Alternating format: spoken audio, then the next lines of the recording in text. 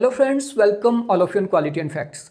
दोस्तों, आज मैं आपके सामने डिस्कस करने वाला हूं उत्तराखंड पीजीटी के सिविक्स के पेपर को, जो कि 2018 में आयोजित किया गया था।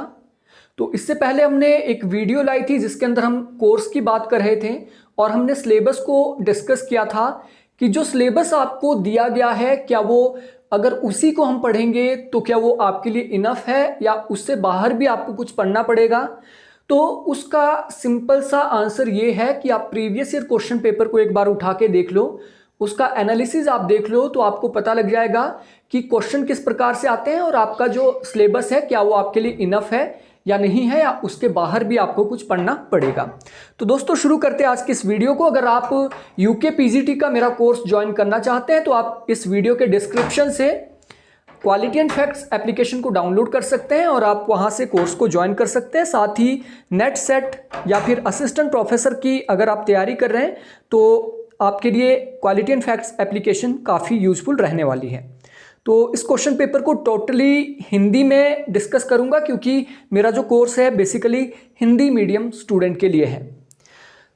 तो पहला क्वेश्चन है, निम्नलिखित में से कौन संप्रभुता के वैधानिक सिद्धांत का आलोचक नहीं है। सॉवरेनिटी का लीगल अप्रोच जो जॉन ऑस्टिन ने दी है, तो जॉन ऑस्टिन का आलोचक इनमें से कौन नहीं है? तो ये गार्नर जॉन ऑस्टिन के आलोचक नहीं है, बल्कि गार्नर ने लीगल अप्रोच ऑफ सॉवरेनिटी की क्या है, वकालत की है। अगला प्रश्न है, इनमें से कौन सा युग्म सही नहीं है, वो आपको बताना है। आंशिक परीक्षण प्रतिबंध संधि 1965, परमाणु अप्रसार संधि 1968, व्यापक परीक्षण संधि 1996 और भारत का पोखरण परमाणु परीक्षण। तो देखिए, पीटीबीटी जो आपकी थी, पार्शियल टेस्ट बैन ट्रीटी, आंशिक परीक्षण प्रतिबंध संधि, ये 1963 में हुई थी। तो यहां पे 1965 दिया है, दैट्स मीन ये गलत है, तो आपको गलत ही यहां पे बताना था। That's mean option A is right. अगला क्वेश्चन है, निम्नलिखित में से कौन सा डेविड ईस्टन के व्यवहारवाद के सिद्धांत का एक लक्षण नहीं है? तो जब आप अपना सिलेबस उठा के देखेंगे, बिहेवियरलिज्म आपको वहां पे देखने को नहीं मिलेगा, ना ही डेविड ईस्टन आपके सिलेबस में है, लेकिन क्वेश्चन यहां से आया है। अब देखिए, इसका जो करेक्ट आंसर है वो होगा प्रासंगिकता का सिद्धांत। प्रासंगिकता का जो सिद्धांत है, हालांकि ये डेविड ईस्टन से जुड़ा हुआ है, लेकिन यहां पे व्यवहारवाद के बारे में पूछा गया है, ना कि उत्तर व्यवहारवाद के बारे में। ठीक है, तो उत्तर व्यवहारवाद का तो प्रासंगिकता का सिद्धांत है, लेकिन व्यवहारवाद का नहीं है। तो आपको पता ही होगा, डेविड ईस्टन व्यवहारवाद के साथ भी जुड़े हैं और उत्तर व्यवहारवाद के साथ भी जुड़े हैं, और दोनों जो सिद्धांत है वो डेविड ईस्टन ने ही दिए हैं। तो प्रासंगिकता सिद्धांत ये आपका व्यवहारवाद का नहीं, उत्तर व्यवहारवाद का है। तो इसका करेक्ट आंसर ऑप्शन सी होगा। क्वेश्चन नंबर 4, अल्पसंख्यकों को प्रतिनिधित्व देने की निम्नलिखित में से कौन सी पद्धति नहीं है? तो देखिए, द्वितीय मतदान पद्धति है, पृथक निर्वाचन प्रणाली भी है, जो आपका लिस्ट सिस्टम होता है, सूची प्रणाली होता है, वो बेसिकली अल्पसंख्यकों को प्रतिनिधित्व देने की प्रणाली है। लेकिन व्यावसायिक प्रतिनिधित्व प्रणाली जो है, ये इसके नाम से ही आपको पता लग रहा है, ये व्यवसायों से जुड़े हुए लोगों के लिए होती है। ठीक है, कॉरपोरेशन से जुड़े हुए लोगों के लिए होती है। तो ऑप्शन सी इज राइट। सांस्कृतिक क्रांति एवं स्थायी क्रांति के सिद्धांतों का प्रतिपादन निम्नलिखित में से किसने किया? देखिए, कल्चरल रेवोल्यूशन की बात भी हो रही है और कॉन्टिन्यूस रेवोल्यूशन की बात भी हो रही है। तो ये सिद्धांत दिए हैं माओ जेडोंग ने। Correct answer option B. निम्नलिखित को उनके कालक्रम अनुक्रम में आपको व्यवस्थित करना है, क्रोनोलॉजी में आपने लगाना है। नेहरू समिति रिपोर्ट ये 1928 में आई थी, और जब ये रिपोर्ट आई, इसके एक साल बाद पूर्ण स्वतंत्रता की घोषणा कर दी गई थी, यानी पूर्ण स्वराज की मांग की गई थी 1929। आप लोगों को पता भी होगा, 26 जनवरी 1929 को लाहौर का अधिवेशन हुआ था और वहां पे पूर्ण स्वराज की मांग की गई थी, और इसीलिए 26 जनवरी 1950 को हमारा कॉन्स्टिट्यूशन लागू हुआ। सविनय अवज्ञा आंदोलन, ये भी सभी को पता होगा, 1930-31 में ये शुरू हुई थी। 1930 जब नमक कानून तोड़ने का ये बात चली थी, 1930। भारत छोड़ो आंदोलन 1942। तो इसका जो करेक्ट सीक्वेंस है वो ऑप्शन सी से यहां पे बन रहा है, ऑप्शन सी 1 4 3 2। भारतीय संविधान का कौन सा अनुच्छेद संसद को राज्य सूची में किसी विषय पर विधि निर्माण की शक्ति प्रदान करता है? तो आपको पता होगा भारतीय संविधान में 3 लिस्ट है, 3 सूचियां है, राज्य सूची, केंद्र सूची और समवर्ती सूची। देखिए, राज्य सूची के ऊपर राज्य को कानून बनाने का अधिकार होता है। अगर सेंटर उसके ऊपर कानून बनाना चाहता है तो आर्टिकल 249 के तहत राज्यसभा को यह स्पेशल पावर दी गई है, आर्टिकल 249। यहां पे क्वेश्चन दिया गया है इनमें से कौन सा सुमेलित नहीं है, और क्वेश्चन यहां पे ये आर्टिकल 371 से रिलेटेड है, और इससे रिलेटेड एक शॉर्टकट जो फॉर्मूला है वो है नेम आस मैजिक। तो ये फॉर्मूला आपको देखने को मिल जाएगा। ये फॉर्मूला आपको आप मेरी जो प्लेलिस्ट है शॉर्टकट ट्रिक्स की, वहां पे भी देख सकते हैं। देखिए, सबसे पहले नागालैंड है, ए पर असम, मिजोरम। तो यहां पे देखिए सी पे कौन होना चाहिए, ए बी सी पे मिजोरम होना चाहिए, लेकिन सी पे यहां पे अरुणाचल प्रदेश दे दिया है। दैट्स मीन ऑप्शन ए ही यहां पे रॉन्ग है, ऑप्शन ए। क्वेश्चन नंबर 9, किस सम्मेलन द्वारा संयुक्त राष्ट्र चार्टर को 26 जनवरी 1945 को अपनाया गया? तो ये चार्टर को अपनाने के लिए यूएनओ का जो कॉन्फ्रेंस हुई थी वो थी सैन फ्रांसिस्को कॉन्फ्रेंस 1945 में। संयुक्त राष्ट्र महासभा के अध्यक्ष का कार्यकाल कितना होता है? देखिए, संयुक्त राष्ट्र में एक जो सबसे इंपॉर्टेंट होता है वो होता है महासचिव, जिसे जनरल सेक्रेटरी बोला जाता है। जनरल सेक्रेटरी का कार्यकाल होता है 9 ईयर, 9 साल। और जो अध्यक्ष होता है, अध्यक्ष का 1 साल का रहता है, ऑप्शन बी 12 माह का रहता है, 1 साल रहता है अध्यक्ष, उसके बाद चेंज होता है अगले साल के लिए। ब्रिटेन वुड्स समझौते द्वारा निम्नलिखित में से किस एजेंसी की स्थापना हुई? दोस्तों, ब्रिटेन वुड जो आपका सम्मेलन हुआ था उसमें अंतर्राष्ट्रीय मुद्रा कोष और विश्व बैंक की स्थापना हुई थी, तो इसमें सिर्फ यहां पे अंतर्राष्ट्रीय मुद्रा कोष है, तो ऑप्शन डी इज राइट।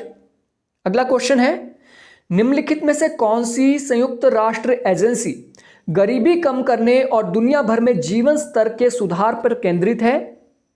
विश्व बैंक जो है ये विश्व में गरीबी कम करने के लिए और जीवन स्तर को सुधारने के लिए काम करती है। मार्शल प्लान क्या है? मार्शल योजना का प्राथमिक उद्देश्य क्या था? तो ये Marshall plan basically second world war के बाद यूरोप के अंदर जो भारी क्षति हुई थी, स्ट्रक्चर तोड़ा गया था, पूरी तरीके से तबाही वहां पे हुई थी, तो उसके रिकंस्ट्रक्शन के लिए, यानी द्वितीय विश्व युद्ध की बर्बादी से यूरोप का पुनर्निर्माण करने के लिए मार्शल योजना लाई गई थी, और ये अमेरिका के द्वारा लाई गई थी। निम्नलिखित सिद्धांतों में से कौन सा सोवियत संघ के रोकथाम की अमेरिकी नीति से संबंधित है? तो इसको इंग्लिश में कंटेनमेंट नीति बोला जाता है। कंटेनमेंट नीति यानी रोकथाम। यूएसएसआर को आगे बढ़ने से रोकने के लिए अमेरिका ने ट्रूमैन सिद्धांत को अपनाया था। कंटेनमेंट नीति से कहा जाता है ट्रूमैन सिद्धांत, यानी जो आपका सोवियत संघ है या फिर कम्युनिज्म है वो यूरोप में ना फैल जाए, उसके लिए ट्रूमैन सिद्धांत दिया गया था। भारत ने इजराइल के साथ पूर्ण राजनयिक संबंध कब स्थापित किए? तो भारत ने इजराइल के साथ जो पूर्ण जो आपके डिप्लोमेटिक रिलेशन है वो 1992 से शुरू किए। शक्ति संतुलन की स्थापना के लिए निम्नलिखित में से कौन सा साधन नहीं है? Balance of power. Balance of power का जो सिद्धांत मॉर्गेंथाउ ने दिया था उससे यहां से ये क्वेश्चन आ गया है। विभाजन तथा शासन की नीति। देखिए, विभाजन और शासन की नीति अपनाई जाती है। अगर कोई देश बहुत ज्यादा पावरफुल हो रहा है तो उसमें क्या है, विभाजन डाल दिया जाएगा। एक मध्यवर्ती बफर स्टेट भी यूज किया जाता है ताकि कोई देश बहुत ज्यादा शक्तिशाली ना हो जाए। हस्तक्षेप भी किया जा सकता है, लेकिन उदारीकरण की नीति के द्वारा शक्ति संतुलन नहीं किया जाता है। That's mean option C is right. निम्नलिखित में से कौन सा जॉन रॉल्स के न्याय के सिद्धांत का भाग नहीं है? यहां पे पूछा है कौन सा भाग नहीं है। देखिए, समान न्याय का सिद्धांत यहां पे सही आंसर है। समान न्याय का सिद्धांत जॉन रॉल्स के न्याय सिद्धांत का भाग नहीं है। अब देखिए, समान न्याय क्या होता है, यानी सभी के साथ इक्वल ट्रीटमेंट करना, अमीरों के साथ भी गरीबों के साथ भी। तो ऐसा जॉन रॉल्स नहीं कहते हैं। उन्होंने कहा जो गरीब आदमी है, जो पिछड़ा है, उसको रिजर्वेशन के द्वारा आगे बढ़ाया जाए। यहाँ पे समान न्याय जरूरी नहीं है, बल्कि गरीबों को उठाना बहुत ज्यादा जरूरी है, और इसे इन्होंने कहा इक्विटी। ठीक है, इक्विटी। तो इक्वालिटी की बात ये नहीं करते हैं, इक्वल जस्टिस की बात ये नहीं करते हैं, ये इक्विटी की बात करते हैं। तो ऑप्शन ए सही है। हालांकि इन्होंने समान स्वतंत्रता का सिद्धांत भी दिया है। भेदमूलक सिद्धांत वही है कि जो गरीब है उसको उठाने के लिए क्या है, पक्षपात किया जा सकता है अमीरों के साथ, ठीक है। और अवसर के उचित समानता की बात इन्होंने की है। क्वेश्चन नंबर 18, राजनीतिक संस्कृति के वर्गीकरण में, पॉलिटिकल कल्चर के क्लासिफिकेशन में आमंड ने निम्नलिखित में से किस राजनीतिक व्यवस्था को सम्मिलित नहीं किया। तो बेसिकली आमंड ने क्या है, विकासशील देशों के अध्ययन के ऊपर अपना फोकस रखा था। इन्होंने गैर पाश्चात्य राजनीतिक व्यवस्था, सर्वाधिकारवादी राजनीतिक व्यवस्था और महाद्वीपीय यूरोपियन राजनीतिक व्यवस्था की बात की। इन्होंने साम्यवादी राजनीतिक व्यवस्था का विश्लेषण राजनीतिक संस्कृति यानी पॉलिटिकल कल्चर के अंदर नहीं किया है। ऑप्शन डी इसका सही होगा। क्वेश्चन नंबर 19, अगर आप इंग्लिश में इस क्वेश्चन पेपर को देखना चाहते हैं तो आप डिस्क्रिप्शन से इस क्वेश्चन पेपर को फ्री ऑफ कॉस्ट डाउनलोड कर सकते हैं। निम्नलिखित में से कौन सी पुस्तक लेनिन द्वारा नहीं लिखी गई है। What is to be done, बिल्कुल ये इन्होंने लिखी है। स्टेट एंड रेवोल्यूशन और imperialism the highest stage of capitalism, ये तीनों किताबें इनकी है। फिलॉसफी ऑफ मार्क्सिज्म ये लेनिन की किताब नहीं है, ये एटिन बाल्बीवार ने किताब लिखी है। तो ऑप्शन बी सही है, ये लेनिन द्वारा नहीं लिखी है, एटिन बाल्बीवार द्वारा ये किताब लिखी गई है। निम्नलिखित बजट प्रारूपों में कौन सा बजट के प्रबंधन दृष्टिकोण का उदाहरण नहीं है। मैनेजमेंट दृष्टिकोण का यहाँ पे कौन सा उदाहरण नहीं है। देखिए, जब भी मैनेजमेंट की जाती है तो मैनेजमेंट में शून्य आधारित बजट होता है।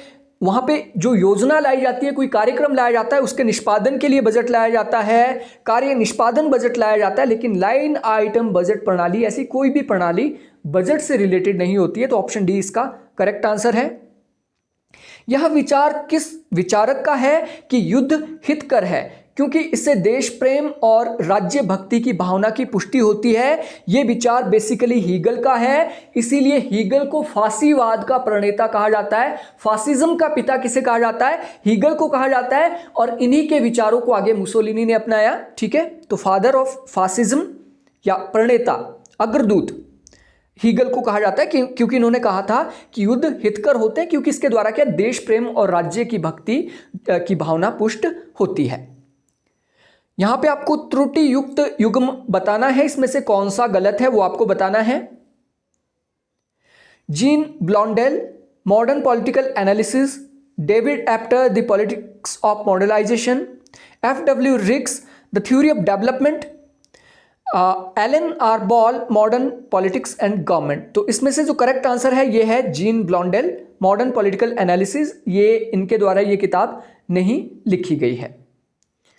अगला प्रश्न है, किस विचारक को अमेरिकी संविधान निर्माताओं का बौद्धिक जनक कहा जाता है। ये मॉन्टेस्क्यू है। मॉन्टेस्क्यू ने शक्ति विभाजन का सिद्धांत दिया था और मॉन्टेस्क्यू ने शक्ति विभाजन का सिद्धांत बेसिकली जॉन लॉक से लिया था। जॉन लॉक से आगे कहां चला जाता है, मॉन्टेस्क्यू के पास चला जाता है और मॉन्टेस्क्यू को आधार बनाया था अमेरिका ने। और शक्ति विभाजन का जो सिद्धांत आज हम अमेरिका के संविधान में देखते हैं, ये मॉन्टेस्क्यू में ही हमें देखने को मिलता है। तो देखिए यहाँ पे आपके सिलेबस में डेविड एप्टर नहीं है, वुडरो विल्सन आपके सिलेबस में नहीं लगे हैं, जॉन लॉक भी नहीं है, मॉन्टेस्क्यू भी नहीं है, रूसो भी नहीं है। तो यहाँ से भी क्वेश्चन आते हैं। तो तभी मैं बोलता हूँ आपको जब भी प्रिपरेशन करनी है किसी भी एग्जाम की, कॉम्प्रिहेंसिव स्टडी आपको करनी पड़ेगी। उपद्रव एवं प्रदर्शन प्राय उदाहरण है। अब देखिए, प्रेशर ग्रुप जो होते हैं आपके, हित समूह या दबाव समूह आप कह लेते हैं, ठीक है। तो इनमें से कौन सा दबाव समूह है जो उग्र प्रदर्शन करता है, हिंसा करता है। और ये क्वेश्चन आया है आमंड से, ठीक है, गैब्रियल आमंड से ये क्वेश्चन है। गैब्रियल आमंड ने जो इंटरेस्ट ग्रुप का वर्गीकरण किया है, तो ये होते हैं अप्रतिमानित interest group. Anomic pressure group जो होते हैं, जो कि किसी मुद्दे को लेके एकदम से उभर के सामने आते हैं और जैसे ही मुद्दा पूरा हो जाता है वैसे ही खत्म हो जाते हैं। तो ये कई बार क्या होते हैं, क्योंकि ये संगठित नहीं है, इनका कोई संगठन नहीं होता है, इनका कोई ऐसा प्रचलित नेता नहीं होता है जो लोगों को कंट्रोल करे, तो यहाँ पे हिंसा होना ज्यादा देखा जाता है। निम्नलिखित में से कौन सा युग्म सुमेलित नहीं है वो आपको बताना है। खुदीराम बोस, जज किंग्सफोर्ड, बारिंद्र कुमार घोष, ढाका षड्यंत्र अभियोग, Taraknath Das, Hindustan Association of America, Lala Hardayal, Yugantar circle. अब देखिए लाला हरदयाल जो है ये युगांतर सर्कल के साथ जुड़े हैं, साथ ही गदर पार्टी की भी इन्होंने स्थापना की थी। तारक दास बिल्कुल सही है, हिंदुस्तान एसोसिएशन ऑफ अमेरिका के साथ जुड़े हैं, और खुद ही राम बोस जज किंग्सफोर्ड की हत्या के आरोप में इन्हें गिरफ्तार किया गया था। बारिंदर घोष यहाँ पे बिल्कुल सही है, ये सुमेलित नहीं है, बारिंदर कुमार घोष ढाका षड्यंत्र के साथ नहीं जुड़े हुए थे। क्वेश्चन नंबर 26, निम्नलिखित में से कौन संविधान सभा का सदस्य नहीं था? ये जयप्रकाश नारायण संविधान सभा के सदस्य नहीं थे। तो यहां पे भी आप देख सकते हैं आपके सिलेबस में जयप्रकाश नारायण नहीं है, लेकिन जयप्रकाश नारायण से क्वेश्चन आ गया है, तो आपको मैं तभी कहता हूं कि आप प्लीज सिलेबस पे ना जाए, आप कॉम्प्रिहेंसिव तरीके से स्टडी करें अपनी। अनुच्छेद 19 में निहित मौलिक स्वतंत्रताएं किस आपातकालीन स्थिति के कारण स्थगित की जा सकती है?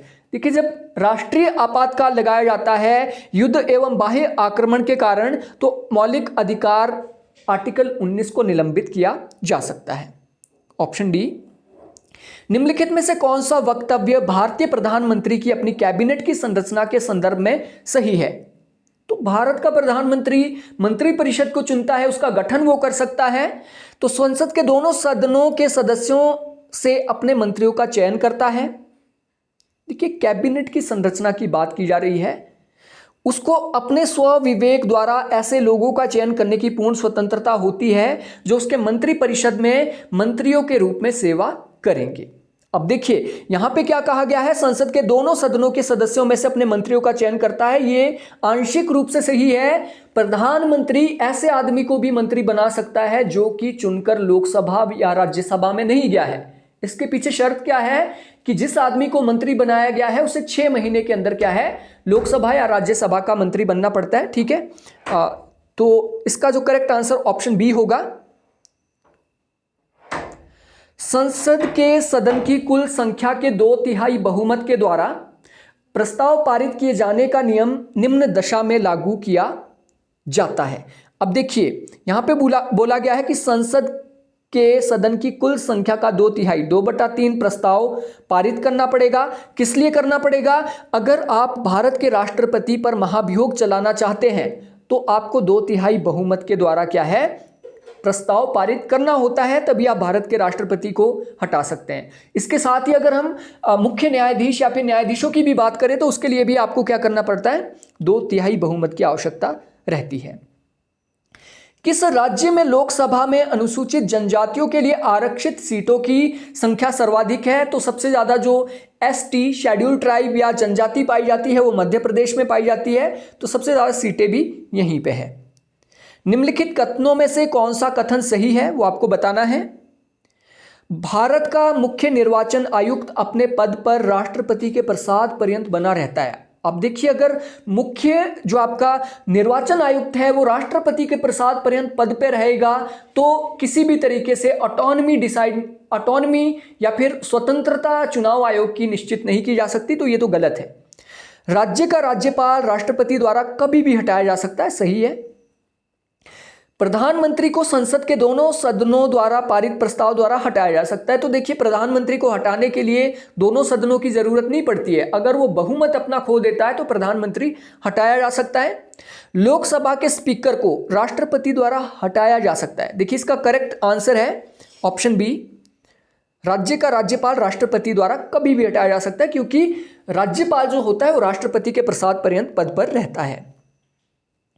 निम्नलिखित में से कौन सा विषय भारत के संविधान की 11वीं अनुसूची का भाग नहीं है? 11th schedule. तो 11वीं अनुसूची किसके साथ जुड़ी हुई है? ये पंचायती राज के साथ जुड़ी हुई है। ठीक है, पंचायती राज। देखिए पंचायती राज में टोटल 29 विषय हैं, और जब हम 12वीं अनुसूची की बात करते हैं वो एमसी यानी म्युनिसिपल कॉर्पोरेशन से जुड़ी है। 12वीं अनुसूची में टोटल 18 विषय हैं। तो बेसिकली जो आपका जैव सांख्यिकी होता है इसके अंतर्गत जो जीवन और मृत्यु का पंजीकरण है वो 11वीं अनुसूची के तहत नहीं आता है।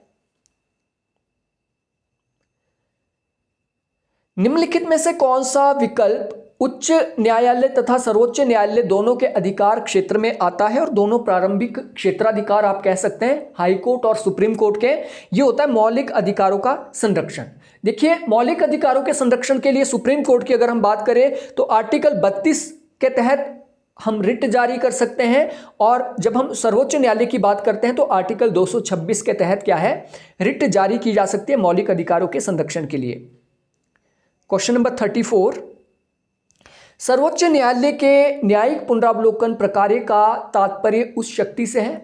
जुडिशियल रिव्यू का क्या मतलब है, न्यायिक पुनरावलोकन या न्यायिक पुनर्निरीक्षण का क्या मतलब है, वह अपने ही निर्णय की समीक्षा करता है, ये तो नहीं है। वह देश में न्यायपालिका की कार्यविधि की समीक्षा करती है। वह विधानमंडल द्वारा निर्मित कानूनों की संवैधानिक वैधता का परीक्षण करता है, तो ऑप्शन सी सही है। वह जो विधानमंडल द्वारा कानून बनाए जाते हैं या फिर संसद द्वारा जो कानून बनाए जाते हैं, क्या वो संवैधानिक है या असंवैधानिक है, तो उसी के लिए जुडिशियल रिव्यू यूज होता है। श्रीमती बेलमती चौहान और श्रीमती हंसा धनाई उत्तराखंड राज्य आंदोलन की शहीद थी। उनके शहादत का स्थान इंगित कीजिए। ये श्रीमती बेलमती चौहान और हंसा धनाई उत्तराखंड के मसूरी की रहने वाली थी। ऑप्शन सी इसका सही है। निम्नलिखित में से कौन सी शक्ति की विशेषता नहीं है, पावर की इनमें से कौन सी विशेषता नहीं है। शक्ति संबंधात्मक होती है, बिल्कुल सही बात है। पावर रिलेटिव होती है। शक्ति एक पक्षीय होती है। शक्ति द्विपक्षीय होती है। शक्ति स्थितिजन्य होती है। अब देखिए, जो पावर होती है, पावर संबंधात्मक होती है। पावर किसी देश के संदर्भ में अगर हम पावर की बात करते हैं तो उस देश में हो सकता है उसके पास एटॉमिक पावर हो सकता है उसके पास पॉपुलेशन से रिलेटेड पावर हो सकता है उसके पास इकोनॉमिक पावर होती है। तो ये क्या है, रिलेटिव होती है, बिल्कुल सही बात है। शक्ति हमेशा द्विपक्षीय होती है और ये स्थितिजन्य होती है, यानी स्थिति के हिसाब से पावर को क्या है, रिलेटिवली ज़्यादा या कम कहा जा सकता है, लेकिन शक्ति कभी भी एक पक्षीय नहीं होती है। दैट्स मीन ऑप्शन बी इसका सही है। क्वेश्चन नंबर 37, निम्नलिखित में से कौन लौकिक संप्रभुता का समर्थक नहीं है। अब देखिए, लौकिक प्रभुसत्ता, लौकिक यानी लोगों में जो विश्वास रखते हैं या लोगों की प्रभुसत्ता में जो विश्वास रखते हैं, यह है जॉन ऑस्टिन। जॉन ऑस्टिन ने बेसिकली लीगल सॉवरेनिटी का विचार दिया है। लीगल का मतलब होता है कानूनी संप्रभुता। तो लौकिक के साथ जुड़े हैं रूसो, लॉर्ड ब्राइस और गिलक्राइस्ट। तो इसका करेक्ट आंसर होगा ऑप्शन ए, जॉन ऑस्टिन लौकिक प्रभुसत्ता के साथ नहीं जुड़े हैं। मनुस्मृति के कितने अध्याय हैं। मनुस्मृति के टोटल 12 अध्याय हैं, 12 इसके अंदर अध्याय है। थॉट्स ऑन पाकिस्तान किसके द्वारा लिखी गई है, ये BR अंबेडकर के द्वारा लिखी गई है। यहीं पे आप देखिए, मोहम्मद इकबाल आपके सिलेबस में नहीं है, जिन्ना नहीं है, फिर भी क्वेश्चन आ जाते हैं। राज्य के मंत्रिमंडल की बैठक की अध्यक्षता कौन करता है। स्टेट का जो मंत्रिमंडल होता है उसका हेड कौन होता है, मुख्यमंत्री। तो डेफिनेटली अध्यक्षता कौन करेगा, मुख्यमंत्री। भारत में जनहित याचिका व्यवस्था की शुरुआत हुई न्यायिक पहल के द्वारा, जुडिशियल एक्टिविज्म के द्वारा क्या है, भारत में PIL पब्लिक इंटरेस्ट लिटिगेशन की शुरुआत हुई। भारतीय राष्ट्रीय कांग्रेस के प्रथम अधिवेशन की अध्यक्षता किसने की थी, और ये क्वेश्चन कई बार आ गया है। यह है व्योमेश चंद्र बैनर्जी यानी WC बैनर्जी। 2011 की जनगणना के अनुसार उत्तराखंड का सबसे कम जनसंख्या घनत्व वाला जिला कौन सा था, यह था उत्तरकाशी। और पूरे क्वेश्चन पेपर में हम देखते हैं तो 3 से 4 क्वेश्चन उत्तराखंड की पॉलिटी से आए हैं, बाकी सारे के सारे क्वेश्चन इंडियन पॉलिटी और आपके पॉलिटिकल सिस्टम से पूछे गए हैं। निम्नलिखित में से कौन सी भारतीय संविधान की विशेषता नहीं है। देखिए, भारत में संसदीय शासन प्रणाली अपनाई गई है, मौलिक अधिकार भी है, ये एक लिखित संविधान है, लेकिन दोहरी नागरिकता जो है ये अमेरिका के संविधान की विशेषता है, ना कि इंडिया के संविधान की। तो ऑप्शन सी सही होगा। Question number 45, caste in Indian politics किताब किसने लिखी, ये रजनी कोठारी की किताब है। राज्य मंत्री परिषद अपने कार्यों के लिए उत्तरदायी है विधानसभा के प्रति, यानी राज्य की जो मंत्री परिषद होती है वो जितने भी प्रकार के काम करते हैं, मंत्री परिषद यानी मंत्री, मुख्यमंत्री और उसके जो भी मंत्रिमंडल के सदस्य होते हैं, बेसिकली वो विधानसभा के प्रति उत्तरदायी होते हैं। भारतीय संसद के संयुक्त अधिवेशन की अध्यक्षता की जाती है लोकसभा के अध्यक्ष के द्वारा, स्पीकर जो होता है। भारतीय संविधान में समवर्ती सूची को किस देश से ग्रहण किया गया है? समवर्ती सूची हमने ली है ऑस्ट्रेलिया के संविधान से। पंचायती राज प्रणाली आधारित है शक्ति के विकेंद्रीकरण पे, यानी सत्ता के विकेंद्रीकरण पे आधारित है भारत का पंचायती राज व्यवस्था, यानी ग्रास रूट लेवल पे जब हम बात करते हैं डेमोक्रेसी की, पंचायती राज के द्वारा। कानूनी संप्रभुता का सिद्धांत किसने दिया? देखिए ऑस्टिन से यहां पे तीसरा क्वेश्चन आ गया है। लीगल सॉवरेनिटी, कानूनी संप्रभुता, ऑस्टिन ने यह सिद्धांत दिया है। ऑस्टिन आपके सिलेबस में नहीं है, लेकिन ऑस्टिन से 3 क्वेश्चन आपको देखने को मिल गए हैं। राजनीतिक सामाजिकरण के संबंध में निम्नलिखित में से कौन सा एक सही है? पॉलिटिकल सोशलाइजेशन के बारे में कौन सा सही है? यह निरंतर प्रक्रिया है, बिल्कुल सही बात है। ये कॉन्टिन्यूस प्रोसेस है, ये चली रहती है। जैसे ही बच्चे का जन्म होता है, बच्चे के जन्म से ही उसका सोशलाइजेशन शुरू होता है, फिर वो स्कूल में जाता है, कॉलेज में जाता है, फिर वो पॉलिटिकल पार्टी का सदस्य बनता है, फिर वो समाज में रह के, तो ये एक निरंतर प्रक्रिया है, जन्म से मृत्यु तक ये चलती रहती है। तो ये बिल्कुल सही है। ऑप्शन बी देखिए, यह प्रक्रिया प्रत्येक समाज में नहीं होती। देखिए सोशलाइजेशन लगभग हर समाज में होती है। यह एक प्राचीन धारणा है? बिल्कुल नहीं, ये प्राचीन धारणा तो है ही है, लेकिन ये आधुनिक भी है। तो इसका जो करेक्ट आंसर है ऑप्शन ए ही होगा। किस विचारक ने महिला मताधिकार का प्रबल समर्थन किया है? तो ये जे.एस. मिल है, जो कि आपके सिलेबस में नहीं है, लेकिन जे.एस. मिल ने सब्जुकेशन ऑफ विमेन किताब लिखी है, जिसके अंदर इन्होंने महिला मताधिकार की बात की है। तो इसका करेक्ट आंसर जे.एस. मिल। तो देखिए बेंथम भी यहां पे आपको देखने को मिल रहे हैं। किसने कहा कि स्वतंत्रता अति शासन का विलोम है? ये किसने कहा कि लिबर्टी का मतलब होता है कि निरंकुश शासन से मुक्ति? ये कहा था सीले ने। देखिए सीले, गार्नर, बार्कर, लास्की, इनके बारे में भी आपको थोड़ी बहुत जानकारी होनी चाहिए, तभी आप आंसर कर पाएंगे इसका।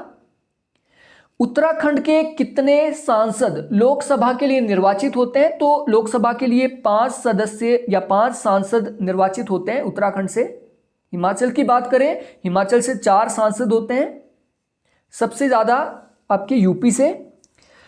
कौटिल्य द्वारा राज्य के किस सिद्धांत का प्रतिपादन किया गया था? कौटिल्य ने राज्य का सप्तांग सिद्धांत दिया था, यानी राज्य के 7 अंगों की बात की गई है कौटिल्य द्वारा।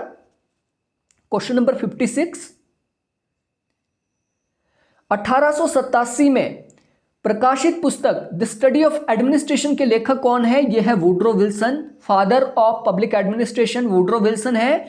और ये जो इनका लेख है द स्टडी ऑफ एडमिनिस्ट्रेशन, ये पहला लेख है पब्लिक एडमिनिस्ट्रेशन के संदर्भ में, जहां से शुरुआत होती है पब्लिक एडमिनिस्ट्रेशन की। 1887 में ये लेख लिखा था वुड्रो विल्सन ने। तो वुड्रो विल्सन आपके लिए इंपॉर्टेंट है। अगला क्वेश्चन है, पद सोपान व्यवस्था यानी हायरार्किकल सिस्टम के दोषों को दूर करने के लिए किसने पुल व्यवस्था का प्रतिपादन किया? देखिए पुल व्यवस्था ये इस प्रकार से, जैसे हायरार्की में होता है कोई भी ऑर्गेनाइजेशन, ठीक है, हायरार्की में होता है तो इधर से इधर, इधर इधर, नीचे से ऊपर की ओर इंफॉर्मेशन चलती है और ऊपर से नीचे की ओर इंफॉर्मेशन चलती है। तो इसमें काफ़ी टाइम लग जाता था यहाँ से यहाँ तक इंफॉर्मेशन और यहाँ से यहाँ तक वापस इंफॉर्मेशन आने के लिए। तो हेनरी फ्योल ने क्या है, पुल व्यवस्था यानी स्केलर चेंज जिसे कहा था, ठीक है। तो ये किसने दिया था पुल व्यवस्था का सिद्धांत? हेनरी फ्योल ने। तो देखिए मैं आपको एक बार फिर कहूंगा, आपको विलोबी के बारे में पता होना चाहिए, पीएफ एप्लबी जिन्होंने भारत में प्रशासन के सुधार के ऊपर काम किया, इनके बारे में पता होना चाहिए। एल.डी. वाइट ने प्रिंसिपल्स दिए हैं पब्लिक एडमिनिस्ट्रेशन के, हेनरी फ्योल क्लासिकल थिंकर है एडमिनिस्ट्रेशन के, तो इनके बारे में आपको थोड़ा बहुत आइडिया होना ही चाहिए। और हमारे सिलेबस में ये सारा कवर है। आदेश की एकता के सिद्धांत से क्या तात्पर्य है? यूनिटी ऑफ कमांड से क्या अभिप्राय है? बहुत से अधिकारियों से आदेश ग्रहण करना। अब देखिए ये भी है, ये भी है, यहां से भी आप कर रहे हैं आदेश, तो यहां पे यूनिटी कहां हुई? या तो डाइवर्सिटी है, तो पहला तो नहीं है। अपने से ऊपर केवल एक अधिकारी से आदेश प्राप्त करना, यानी यूनिटी ऑफ कमांड का मतलब है कि आपके सिर के ऊपर केवल एक ही आदमी है जो आपको आदेश दे रहा है, आपको कमांड दे रहा है, उसी के आदेश आप मानेंगे। ये होता है unity of command. Option B is right. C के अंदर 2 परस्पर विरोधी आदेशों का पालन, तो इसका करेक्ट आंसर ऑप्शन बी होगा। क्वेश्चन नंबर 59, भारतीय लोक प्रशासन संस्थान कहां पे है? इंडियन पब्लिक एडमिनिस्ट्रेशन इंस्टीट्यूशन है, नई दिल्ली में स्थित। हावर्थन प्रयोगों को किसके नेतृत्व में किया गया था? तो हावर्थन जो परीक्षण है ये एल्टन मेयो के द्वारा किए गए थे। हावर्थन जो परीक्षण है 1924 से शुरू होते हैं, 1931 तक ये चलते हैं और मानव संबंधों से रिलेटेड महत्वपूर्ण ये परीक्षण किए गए थे। ठीक है, तो हावर्थन परीक्षण किससे रिलेटेड है? एल्टन मेयो से। गुलिक के बारे में, वुडरो विल्सन के बारे में डेफिनेटली आपको पता होना चाहिए। पोस्ट कॉर्ब का सिद्धांत किसने दिया? पोस्ट कॉर्ब का मतलब होता है POSTCORB, POSDCORB. Planning, organising, staffing, directing, coordinating, reporting and budgeting. ये पोस्ट कॉर्ब का सिद्धांत यानी ये काम होते हैं मैनेजमेंट के, ये सिद्धांत किसने दिया था? ये दिया था लूथर गुलिक ने, लूथर गुलिक। तो इनके ऑर्गेनाइजेशन के सिद्धांत के बारे में भी आपको आइडिया होना चाहिए। ब्यूरोक्रेसी शब्द का सर्वप्रथम प्रयोग किसने किया था? ये किया था विंसेंट डी गॉर्ने ने। विंसेंट डी गॉर्ने ने सबसे पहले ब्यूरोक्रेसी शब्द का प्रयोग 1796 में किया था। निम्नलिखित में से मैक्स वेबर के अनुसार नौकरशाही का विशिष्ट गुण क्या है? देखिए, मैक्स वेबर ने 3 प्रकार की अथॉरिटी की बात की थी। इन्होंने चमत्कारी सत्ता की बात की थी, क्रिज्मेटिक अथॉरिटी की बात की थी, इन्होंने ट्रेडिशनल अथॉरिटी की बात की थी और इन्होंने लीगल रैशनल की बात की थी। तो लीगल रैशनल को इन्होंने माना था नौकरशाही। ठीक है, तो नौकरशाही का विशिष्ट गुण क्या हो गया? विधिक या बौद्धिक सत्ता। Option D is right. Question number 64, Bharat police सेवा निम्नलिखित में से किस विभाग या मंत्रालय के अधीन आती है? तो गृह मंत्रालय देखता है भारत के पुलिस सेवा को। आईपीएस इसे कहा जाता है, IPS, Indian police service. IPS को कौन देखता है? ये देखता है भारत का गृह मंत्रालय, जो कि अमित शाह के पास है अभी। भारत के नियंत्रक एवं महालेखा परीक्षक की नियुक्ति किसके द्वारा की जाती है? ये की जाती है राष्ट्रपति के द्वारा। भारत के नियंत्रक और महालेखा परीक्षक कैग जिन्हें कहा जाता है, आर्टिकल 148 के अंदर कैग की बात की गई है। भारत में लाल बहादुर शास्त्री राष्ट्रीय प्रशासकीय अकेडमी कहाँ पे स्थित है? ये मसूरी यानी उत्तराखंड में स्थित है। लाल बहादुर शास्त्री प्रशासकीय एकेडमी। तो देखिए यहाँ पे 8 से 9 क्वेश्चन आपके पब्लिक एड से डायरेक्टली यहाँ पे पूछे गए हैं। तो पब्लिक एड आपके लिए बहुत ज़्यादा इंपॉर्टेंट है। अगला क्वेश्चन भी पब्लिक एड से ही है। और अगर हम सारे मिला के देख ले तो 12 से 15 क्वेश्चन यहाँ पे बन रहे हैं। प्रशिक्षण की विशेषता क्या है? प्रशिक्षण यानी ट्रेनिंग की विशेषता क्या है? देखिए, ट्रेनिंग क्यों दी जाती है किसी कर्मचारी को? ताकि वो अपनी जॉब के लिए अच्छे से तैयार हो पाए, उसका जो अभिविन्यास है, उसका जो ओरिएंटेशन है वो जॉब के प्रति अच्छे से हो पाए और जॉब को अच्छे तरीके से वो कर पाए और उसके ज्ञान में वृद्धि हो पाए। दैट्स मीन ट्रेनिंग इन सभी के लिए इंपॉर्टेंट है। Option D is right. प्राचीन काल में चीन में प्रतियोगिता के माध्यम से लोक सेवा में भर्ती होती थी चीन में। तो प्राचीन समय में कन्फ्यूशियसिज्म जिसे कहा जाता है, कन्फ्यूशियसवाद जिसे कहा जाता है, उसमें क्या बात की गई थी? उसमें यह बात की गई थी कि जो प्रतियोगी परीक्षा होगी किसी भी सिविल सर्वेंट के लिए, तो ये चीन में थी। 1911 के आसपास इसे खत्म कर दिया था। किसने कहा कि लोक प्रशासन में वे सभी कार्य आ जाते हैं जिनका उद्देश्य लोक नीति को पूरा करना अथवा क्रियान्वित करना होता है? तो ये कहा था एल.डी. वाइट ने। एल.डी. वाइट की ये कथन है। साइमन यहाँ पे आप फिर देख रहे हैं, आपके लिए मोस्ट इंपॉर्टेंट है साइमन। साइमन आपको यहाँ पे भी देखने को मिल रहे हैं। ये सिस्टम अप्रोच के साथ जुड़े हुए हैं। सिस्टम अप्रोच या फिर कम्युनिकेशन अप्रोच पब्लिक एड की, उसके साथ हर्बर्ट साइमन जुड़े हुए हैं। साथ में व्यवहारवाद के साथ भी हर्बर्ट साइमन जुड़े हैं। तो साइमन आपके लिए मोस्ट इंपॉर्टेंट है। किसने पद सोपान यानी स्केलर प्रोसेस, स्केलर पद्धति का नाम दिया? पद सोपान को स्केलर पद्धति किसने कहा? यह कहा था मूने एवं रेले ने। स्केलर चेन, कई बार क्वेश्चन सिंपली पूछा जाएगा आपसे, स्केलर चेन क्या है? स्केलर चेन के साथ आगे आपको क्या है? थिंकर को जोड़ना है। तो स्केलर प्रोसेस या स्केलर चेन के साथ लूथर गुलिक मूने एंड रेले जुड़े हुए हैं। विभागीय संगठन के 4 आधारों का विचार किसने दिया? देखिए, 4P ऑफ डिपार्टमेंटलाइजेशन भी कई बार कहा जाता है। 4P ऑफ डिपार्टमेंटलाइजेशन, विभागीकरण के 4P, प्लेस, पर्सोनेल, प्लानिंग, ठीक है, तो इस प्रकार से 4P की बात किसने की थी? ये लूथर गुलिक ने की थी, 4P विभागीकरण के। भारतीय संविधान का कौन सा अनुच्छेद वित्त आयोग के गठन से संबंधित है? आर्टिकल 280 किससे रिलेटेड है? आर्टिकल 280 आपका रिलेटेड है वित्त आयोग से। 315 की अगर हम बात करें, ये यूपीएससी से जुड़ा हुआ है, और आर्टिकल 324 की जब हम बात करते हैं, ये इलेक्शन कमीशन से जुड़ा हुआ है। तो ये आपके लिए कुछ इंपॉर्टेंट आर्टिकल यहाँ पे थे। एस्टन समिति प्रतिवेदन किससे संबंधित थी? एस्टन समिति पब्लिक एड के लिए बनाई गई थी, प्रशिक्षण से संबंधित थी, प्रशिक्षण से संबंधित थी एस्टन समिति। ट्रेनिंग, किस तरीके से सिविल सर्वेंट की ट्रेनिंग की जाएगी। निम्नलिखित में से कौन लोक प्रशासन का जनक माना जाता है? तो यहां पे देखिए तीसरा या चौथा क्वेश्चन वुड्रो विल्सन से आ गया है आपका। तो लोक प्रशासन के पिता माने जाते हैं वुड्रो विल्सन। निम्नलिखित में से कौन सुशासन पर लिखी गई पुस्तक री इन्वेंटिंग गवर्नमेंट के लेखक है? और ये भी पब्लिक एड का क्वेश्चन है, तो अभी इसको हम काउंट करेंगे तो आपको देखने को मिलेगा 15+ क्वेश्चन हमारे पब्लिक एड से आ गए। तो पब्लिक एड आपके लिए बहुत ज्यादा इंपॉर्टेंट है। ये डेविड ऑसबॉर्न और गैबलर के द्वारा लिखी गई थी, री इन्वेंटिंग गवर्नमेंट। री इन्वेंटिंग गवर्नमेंट मोस्ट फाउंडेशनल किताब है ये।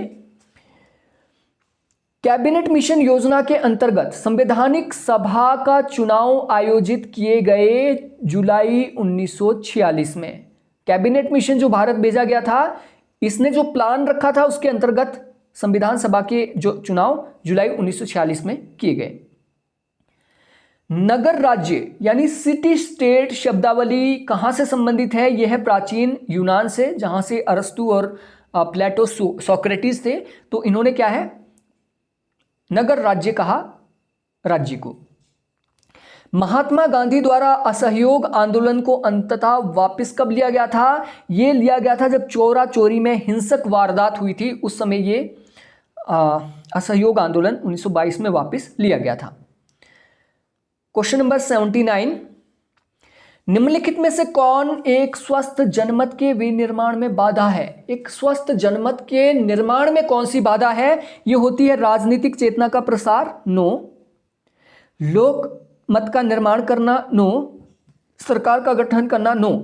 प्रेस को नियंत्रित करना, सॉरी यहां पे सांप्रदायिक प्रचार प्रसार आएगा। सांप्रदायिक प्रचार प्रसार यानी स्वस्थ जनमत के विनिर्माण में सांप्रदायिक प्रचार प्रसार बहुत बड़ी बाधा होती है। अगर वहां पे धर्म के आधार पे वोट मांगे जाए, धर्म के आधार पे लोगों को इकट्ठा किया जाए या जनमत निर्माण किया जाए संप्रदाय के आधार पे, तो ये बहुत बड़ी बाधा है जनमत निर्माण में। क्वेश्चन नंबर 80, प्रजातंत्र में राजनीतिक दलों के निम्नलिखित में से क्या कार्य नहीं है? पॉलिटिकल पार्टी क्या नहीं करती है डेमोक्रेसी में? ये प्रेस को नियंत्रित नहीं करती है, बाकी ये लोकमत का निर्माण करती है, राजनीतिक चेतना का प्रसार करती है और सरकार का भी गठन ये करती है। होम रूल आंदोलन का मुख्य विषय क्या था या उद्देश्य क्या था? अब देखिए यहाँ पे होम रूल, इसके नाम से ही पता लग रहा है होम रूल। होम रूल का मतलब गृह प्रशासन या अपना शासन, ठीक है। तो यहाँ भारत के लिए स्वशासन, होम रूल का उद्देश्य क्या था? भारत के लिए स्वशासन। क्वेश्चन नंबर 82, मार्क्स का अंतिम उद्देश्य स्थापित करना था। मार्क्स का जो अंतिम उद्देश्य था वो था साम्यवाद स्थापित करना। और साम्यवाद में क्या होता है? साम्यवाद में ना तो वर्ग होता है, ना उसमें राज्य होता है, ना उसमें शोषण होता है। दैट्स मीन एक वर्ग विहीन समाज स्थापित करना यानी साम्यवाद स्थापित करना लक्ष्य था कार्ल मार्क्स का अंतिम उद्देश्य। आधुनिक उदारवाद पारंपरिक उदारवाद से भिन्न है क्योंकि, अब देखिए पारंपरिक उदारवाद क्या था? इसमें ओपन कंपटीशन था, इसमें जो जितना विकास कर सकता है कर सकता था, इसमें गरीबों का शोषण हो रहा है तो उसके ऊपर कोई कंट्रोल नहीं था। लेकिन जो आधुनिक उदारवाद है उसने कल्याणकारी राज्य का रास्ता अपनाया, यानी यह विश्व को सभी प्रकार के अत्याचारों एवं शोषण से मुक्त रखना चाहता था। ये पारंपरिक उदारवाद आधुनिक उदारवाद से भिन्न है। संविधान सभा की प्रारूप समिति के अध्यक्ष थे डॉक्टर BR अंबेडकर। निम्नलिखित में से कौन लोकतंत्र के विशिष्ट वर्गीय सिद्धांत से संबंधित नहीं है?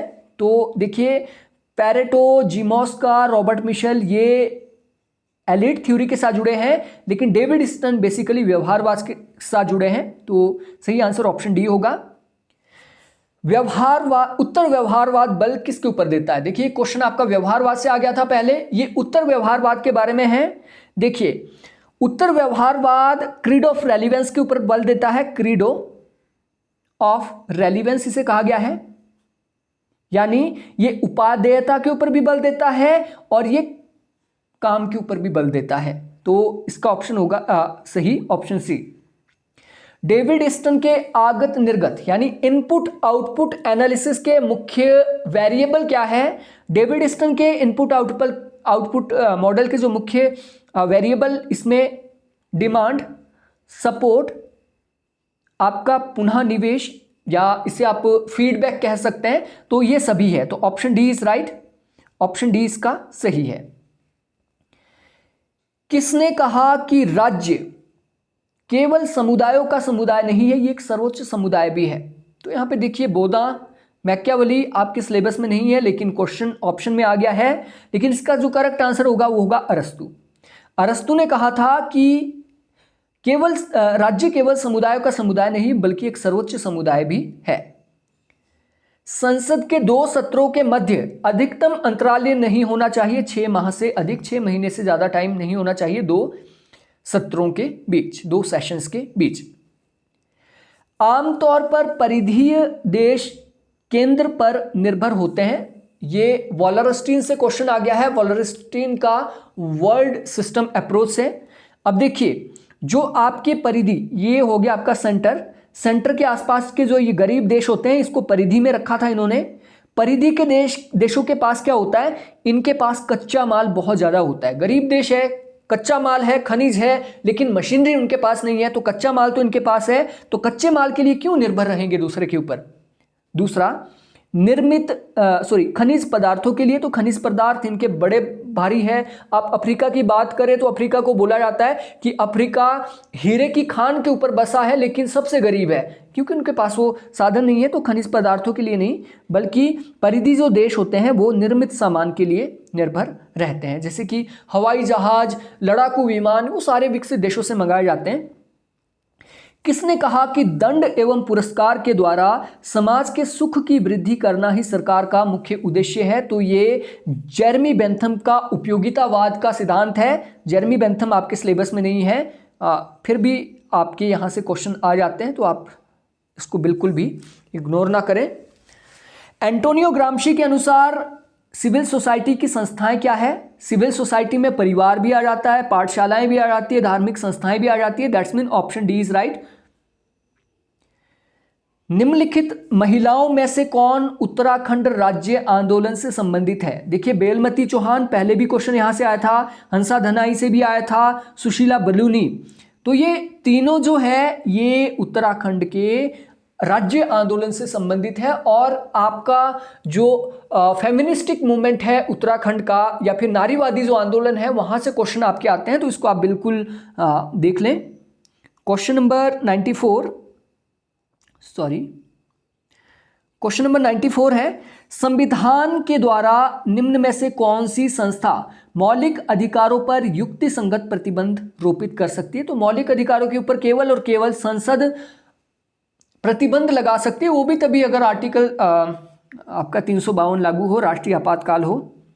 निम्नलिखित में से किसके द्वारा स्वतंत्रता और समानता के मध्य संतुलन बनाने का सराहनीय सिद्धांत दिया गया? ये दिया गया था जॉन रॉल्स के द्वारा। जॉन रॉल्स का जो थ्योरी ऑफ जस्टिस है 1971 में इनकी जो किताब आई, इसके अंदर इन्होंने स्वतंत्रता यानी पूंजीवाद, समानता यानी साम्यवाद के बीच क्या है, इन्होंने कोऑर्डिनेशन बिठाया था। संघात्मक सरकार के सफल संगठन हेतु आवश्यक शर्तें क्या है? देखिए संघात्मक सरकार के लिए क्या है? भौगोलिक समीपता, सामाजिक और राजनीतिक संस्थाओं में समानता और केंद्र राज्य समन्वय, ये सभी इंपॉर्टेंट है, यानी ऑप्शन डी इज राइट। राज्य नीति के निर्देशक सिद्धांतों का मुख्य उद्देश्य क्या है? डीपीएसपी का मुख्य जो लक्ष्य वो क्या है? इसका देश में सामाजिक एवं आर्थिक प्रजातंत्र की स्थापना करना है। बाकी आप देखते हैं देश में राजनीतिक प्रजातंत्र की स्थापना तो ऑलरेडी हो चुकी है, जो कि आपके संविधान में है, ठीक है। देश में नैतिक एवं उच्च आचरण को जो प्रोत्साहित करना है वो फंडामेंटल ड्यूटीज का काम है। देश में पुलिस राज्य की स्थापना करना ये सरकार का काम है। तो डीपीएसपी आर्थिक और सामाजिक प्रजातंत्र की स्थापना के लिए इंपॉर्टेंट है। क्वेश्चन नंबर 98, निम्नलिखित में से किसने दबाव समूहों को अनाम साम्राज्य यानी गुमनाम साम्राज्य कई बार इसे कहा जाता है, किसने दबाव समूह को गुमनाम साम्राज्य या अनाम साम्राज्य की संज्ञा दी? ये थे एस.ई. फाइनर ने इसे क्या है, गुमनाम साम्राज्य कहा था। निम्नलिखित राजनीतिक सिद्धांतों में से कौन सा राज्य को एक आवश्यक बुराई मानता है? अब देखिए, आवश्यक भी मानता है राज्य को, बुराई भी मानता है। अगर यहाँ पे केवल और केवल बुराई आता तो आना था अराजकतावाद, लेकिन यहाँ पे आवश्यक भी माना गया, दैट्स मीन ये है व्यक्तिवाद। व्यक्तिवाद राज्य को आवश्यक भी मानता है और बुराई भी मानता है। बुराई इसलिए मानता है क्योंकि राज्य व्यक्तियों के अधिकारों में कटौती कर सकता है। निम्नलिखित में से किसे सामाजिक समझौते के विचार को नए रूप में प्रस्तुत करने के लिए श्रेय दिया जाता है? अब देखिए, सामाजिक समझौते का सिद्धांत जो दिया गया था 1971 में थ्योरी ऑफ जस्टिस के अंदर जॉन रॉल्स ने ये सिद्धांत दिया था। तो option B is right.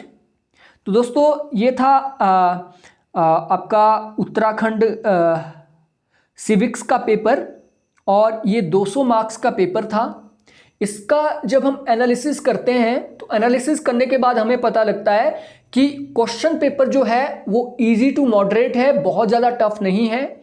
Easy to moderate यहाँ पे क्वेश्चन पूछे जाते हैं, फैक्चुअल पार्ट इसमें ज़्यादा रहता है और साथ में इसमें जितने भी आपके इंडियन पॉलिटिकल थिंकर है या फिर वेस्टर्न पॉलिटिकल थिंकर है वहाँ से क्वेश्चन आ जाते हैं। तो आपने ये बिल्कुल नहीं करना है कि सिलेबस के अकॉर्डिंग पढ़ना है। आपने अरस्तु, प्लेटो, अरस्तु, इसके साथ साथ आपने ऑगस्टाइन को, मैकियावेली को, हॉब्स लॉक, रूसो को, हीगल को, जेसमिल बेंथम को, कार्ल मार्क्स को, इन थिंकर्स को आपने पढ़ना है। आपके लिए इंपॉर्टेंट है। आप बिल्कुल सिलेबस के हिसाब से बिल्कुल एक डायरेक्ट दिशा में ना जाए। अगर आपने मेरिट लिस्ट में आना है, क्योंकि यहाँ पे मेरिट काफ़ी हाई जाती है, तो ये आपके लिए एक छोटी सी सजेशन है। और अगर आप मेरा कोर्स ज्वाइन करना चाहते हैं तो आप quality and facts application download कर सकते हैं। अगर अधिक जानकारी आपको कोर्स के बारे में चाहिए तो आप मुझे व्हाट्सएप नंबर 9816897697 पर भी व्हाट्सएप कर सकते हैं। इसके साथ net set JRF assistant professor किसी भी राज्य की आप प्रिपरेशन कर रहे हैं तो भी आप quality and facts application download कर सकते हैं। आपके लिए यूजफुल ये एप्लीकेशन रहेगी। So thank you friends, thanks for watching this video.